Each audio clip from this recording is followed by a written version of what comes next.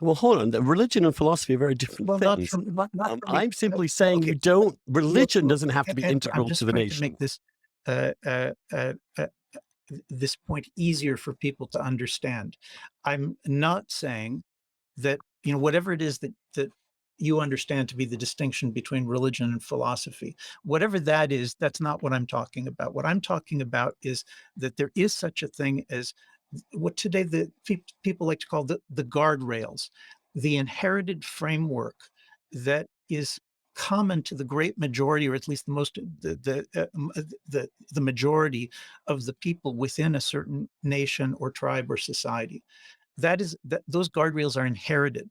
I think it's reasonable to call that a public philosophy or a public religion. I don't think those words make very much difference for this purpose.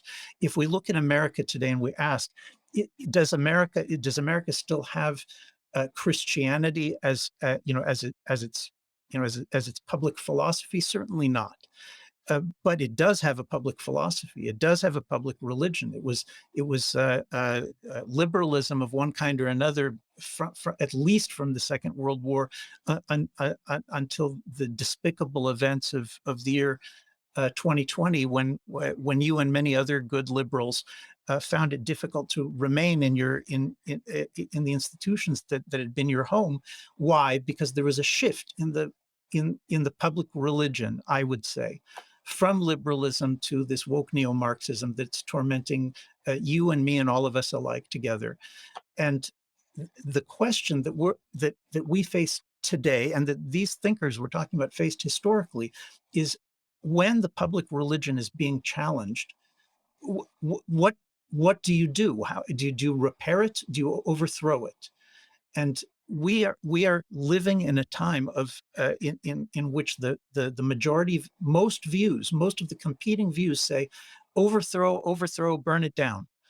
And the idea that you need to have some kind of inherited tradition that's being built up if you want the kind of moderation, tolerance, skepticism that you and I both actually want, that I think is at the heart of what you and I probably disagree about, is if we're going to save America, or Britain for that matter, or the West at this point, from woke neo-Marxism becoming the established public philosophy or public religion everywhere. If we're going to do that, can we do that without something like a traditional religion?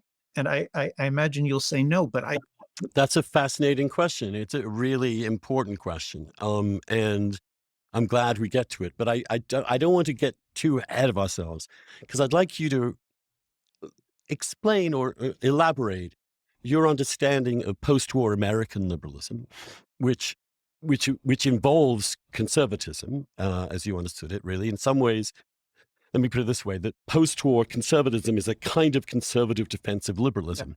That Toryism, or even Reaganism, was essentially an attempt to restore liberal principles against collectivism, or indeed against Soviet communism as a contrast. Um, and I think your critique in some ways is that they failed to sustain liberalism because it didn't have enough of an animating religious force. Is that am I getting that right? yeah, Or maybe I'll just let yeah, you elaborate yeah. exactly how you think post-war American conservatism sort of ran Yeah, aground. Put it that way. Let's put it that way. I don't think that what you just said is my view, although I know people who think things like that, and it's certainly a defensible view. I would say something somewhat different. I would say that the United States and much of Europe were still, to a very significant degree, traditionalist and traditional and Christian societies through FDR, through Eisenhower. I think it's almost impossible for us today to imagine an American president talking about World War II the way that FDR and Eisenhower did, where they explicitly described it as a war between the God-fearing democracies and the atheist totalitarian regimes. They didn't know it was a war for liberal democracy because they didn't even use the term. For them, God-fearing democracy was enough. Eisenhower and his generals spoke about World War II as a religious crusade, and the religion they were talking about was Christianity, not liberalism.